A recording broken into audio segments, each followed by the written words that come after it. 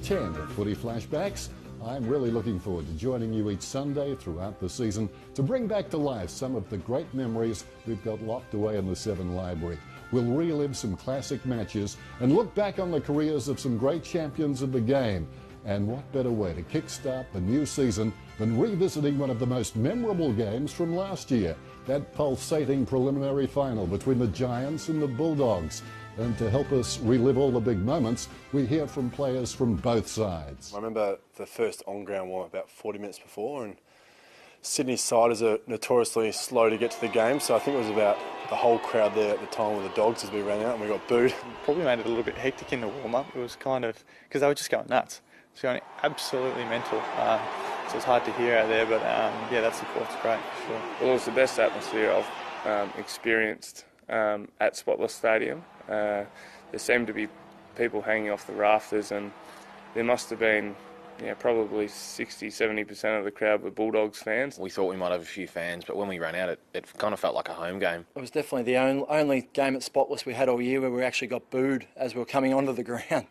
Yeah, we obviously heard in the lead up that a big bus of supporters had pretty much made the journey all the way up, and it just shows how how strong the unity of our supporters are. Oh, look, it was a buzz. You're in a massive final, and for me, come up against my old side, the crowd was huge. A lot of our coaches that have played and played in those losing prelims, it was obviously big for them. But I mean, we were a pretty young team, and only a handful of guys that actually played in the prelims back in 8, 9, 10. I only played in one of them, so I don't feel like our boys felt that pressure. We were going on our own kind of journey. Maybe for past players or supporters that have sort of had the heartbreak of watching prelim losses over the years, but for me and the players, it was pretty much just a job that needed to get done, and if we played the right way, then we knew that we could come away with the victory. Majority of our group are probably around that 21, 22 mark, so it's a chance for those guys and all of us that were out there to sort of write our own history. Roughhead doesn't look too good. Now he collapses there, Roughhead. Footy hit Roughhead that hard in the face. It might have concussed him. It could be. Sometimes it can get you in the eye and you just lose all vision. Watch this. That is a flat-out falcon. Not the first time Ruffy's done a good falcon. He's pretty handy with those. Hopefully he can get his hands up for one soon. I was pretty shattered. I was just trying to smother a Rory lob kick that probably didn't get as high as I was anticipating, and got me in the eye. I thought it was just one of those knocks that you take a couple of minutes and you'd be fine to get back out there and keep going. But as soon as I got off the ground, the docs sort of pulled the pin on me. I had a high femur, which is bleeding inside the eye, and it basically just risk of further bleeding and potentially permanent damage. Obviously a very important player for their structure, the way he sets up as a ruckman, can push forward and go back as well, so he's pretty flexible.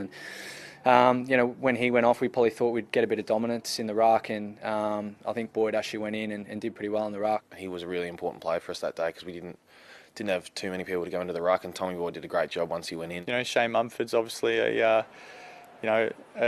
fantastic player in that position, and I thought Tom did a great job. It wasn't far after that Cal Ward went down with that horrific concussion, and that kind of evened the ledger a bit, I reckon.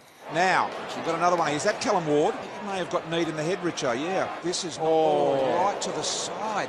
Gee. That's almost like the boxer's perfect punch to the jaw that knocks players out, and I think he's out. That's not good at all. So losing Cal, I remember he started the game really well. When your captain goes down and he's the heart and soul of the footy club, the way he goes about his footy is unbelievable. He's so hard and An instrumental player for us in that midfield, and the way the game panned out, they went to a pretty small forward line, which seemed to work for them, and as well as we probably lost one of our main sort of drivers inside in terms of winning that hunt in and around the footy that the Dogs are so good at. You want to think, what would have happened if Wardy was out there, but it's hard to do that because every game's different and there normally is an injury. Out the back, Smith, left foot, snap, Smith's got three. McRae, there's the man you call Richo. He's got 4 goals in the first half. Yeah, well, I think Clay Smith was coming off the back of he just had a close mate who'd passed away.